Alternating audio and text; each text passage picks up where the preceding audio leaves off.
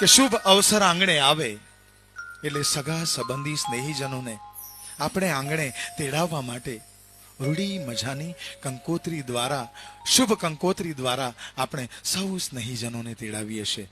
તો આવો આવી રૂડી મજાની કંકોત્રીને ચોખલીએ વધાવીએ, કંકુડે વધાવીએ. આવો આ કંકોત્રીને આપણે માંડવે વધાવીએ.